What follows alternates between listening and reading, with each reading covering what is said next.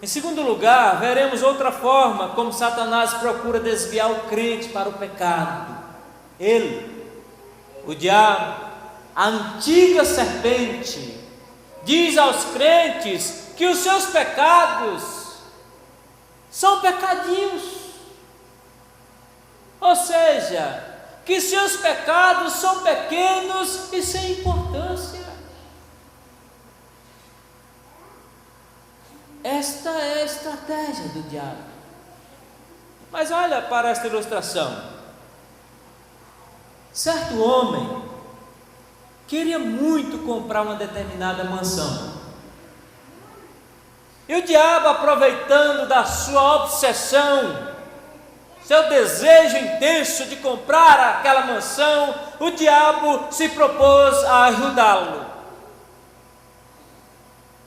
Mas há uma única condição, disse o demônio: eu vou lhe ajudar, mas eu exijo apenas uma coisinha. Qual a condição? Perguntou o homem desconfiado. Satanás disse: está vendo aquele prego? Aquele prego fincado na parede da sala de jantar? Sim, disse o homem. Eu te ajudo a comprar esta mansão. Ela verdadeiramente será sua. Mas aquele prego será meu. Aquele simples prego será meu. Você nunca poderá arrancá-lo de lá. Você nunca poderá usá-lo para nada. Aquele prego é meu, disse o homem. Só isso? Sim, confirmou o diabo. Só isso. O homem aceitou a proposta. Anos depois, aquele senhor ofereceu um gigantesco banquete em sua mansão. As pessoas mais importantes de toda aquela região foram convidados e confirmaram presença. Aquele seria o jantar inesquecível. O jantar dos jantares. Mas no meio da festa, quando as pessoas iam começar a comer, sabe quem apareceu? O dono do prego. O diabo entrou na sala. Entrou carregando uma carniça fedorenta, uma carcaça de cachorro, e a pendurou naquele prego, assustando e acabando com o apetite de todos. O dono da mansão tentou argumentar, mas o diabo lhe disse: lembra do nosso trato? Aquele prego é meu, e eu vou usá-lo como bem entender. Conclusão, meus irmãos: se nós deixarmos o diabo com apenas um prego, o que é um prego? Se nós deixarmos o diabo com apenas um prego em nossas vidas, ele voltará e pendurará seu podre lixo, deixando as nossas vidas insuportáveis para a habitação de quem? Do Espírito Santo.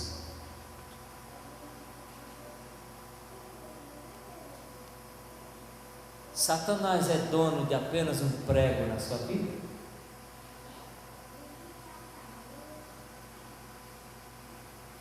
Mais cedo ou mais tarde, o dono daquele simples prego irá voltar. Ele vai usar aquela coisa pequena, aquele prego, para estragar tudo que você quer tentar construir de bom. E no final, ele vai levar tudo que você tem. Se deixarmos o mal dominar uma área, seja qualquer área da nossa vida, por menor que seja, ele infernizará toda a nossa existência. Lembre disso. E olhe para o que o apóstolo Paulo diz: nem deis lugar ao diabo. Irmãos, quando Satanás age assim, ele quer que os crentes passem despercebidos de certos pecados e que se acostumem com eles. O diabo tenciona que você classifique os seus próprios pecados como ínfimos, como insignificantes, em comparação com os pecados dos demais. Não, eu não mato, eu não bebo, eu não roubo, eu não fumo e por aí vai. Aqui não, essa mentirinha não tem nada. Satanás quer isso. Satanás deseja que os crentes pensem do pecado, acerca do pecado, como se houvesse apenas pecados grandes, pecados escandalosos. E olha como o diabo é estratégico. O diabo até concorda que evitemos esses pecados grandes, escandalosos, que menosprezemos esses grandes pecados, porque eles chamam muita atenção. Ele quer que você conviva com os pequenos, por assim dizer. Isso é importante. Irmãos, sabendo que Satanás se dedica a seduzir-nos desta forma, então nós temos que conhecer e usar armas fundamentais para vencermos. A primeira arma a ser adotada contra essa tática de Satanás é o conhecimento de que os pecados que parecem pequenos atraem também a ira de Deus. Mesmo o pecado menos insignificante é uma transgressão contra a santa lei de Deus. Os pecados que parecem pequenos são ofensas contra a glória e a bondade de Deus.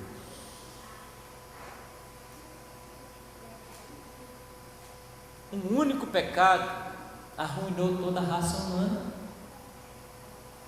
Uma desobediência. Por pecados que aos homens parecem pequenos, Deus derramou um inferno sobre Sodoma e Gomorra. Segunda arma, saiba que os pecados que parecem pequenos, inevitavelmente conduzem aos maiores. Eu não quero defender aqui pecadinho e pecadão, mas é só para que os irmãos entendam. O pecado, ele contamina pouco a pouco a vida de uma pessoa. Os que continuam vivendo em pecado, considerados pequenos, terminarão vivendo completamente em pecado. Oficial da Igreja da Inglaterra e escritor religioso, William Shaker, ele diz: se você segura o estribo, não é de se admirar que Satanás suba à cela. É assim, irmãos. A verdade é que quando cometemos um único pecado, nunca saberemos até que ponto ele nos levará. O rei Davi começou desejando a Betseba, terminou adulterando e assassinando a Urias, o heteu, seu marido.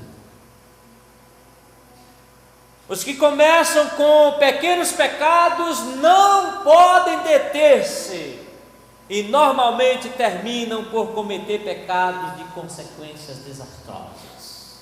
A casa cai por conta de uma pequena rachadura. A barragem quebra por conta de uma pequena rachadura. O edifício vem ao chão por conta de uma pequena infiltração. Terceira arma, saiba que é algo triste afastar-se de Deus devido a um pecado considerado pequeno. Podemos dizer que, por menor que seja a força da tentação, maior é a desgraça provocada pelo pecado. Quando alguém é tentado numa coisa pequena e cede, ele demonstra o quão mal é. Indica que prefere gozar um pouco do pecado do que se satisfazer em Deus. Irmãos, quando nos desgostamos com um amigo acerca de uma coisa pequena, uma coisa simples, isso demonstra nossa falta de humildade, nossa falta de consideração. Não seria assim também com Deus? Então veja que é tolice, é perversidade pecar contra Deus e afastar-se de Deus por conta de um pecado aparentemente menos significante. Quarta arma para ser aplicada no combate às táticas do inimigo é a consciência de que frequentemente há um perigo enorme no pecado menos insignificante. Os pecados insignificantes, que você considera insignificantes,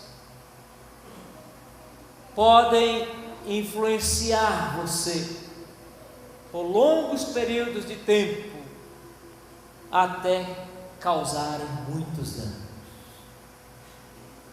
E falando aos Gálatas, Paulo disse que um pouco de fermento faz o quê? Um pouco de fermento leveda toda a massa. Gálatas 5:9. É assim, um pequeno furo num barco, e o que acontece?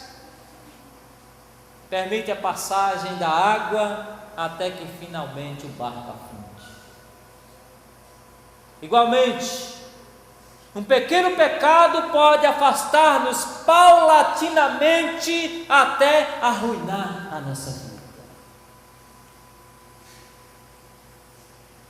Se servir de alento para você, escute o que disse David Potter. Ele falou assim: Satanás pode perseguir o cristão até as portas da morte. Vou repetir: Satanás pode perseguir o cristão até as portas da morte, mas não pode continuar depois da lei. Glória a Deus por isso. Depois da lei, ele não poderá mais. Eu quero terminar com uma outra ilustração. Conta-se que Hayden Page, o pioneiro da aviação, certa vez ele pousou numa área deserta durante uma viagem. E sem que ele percebesse, um rato entrou no avião. Veja que ele pousou numa área desértica e um rato entrou no avião. Durante a próxima etapa da viagem, o que é que ele ouve? Ele ouve um som terrível, um som de um animal roendo alguma peça do avião.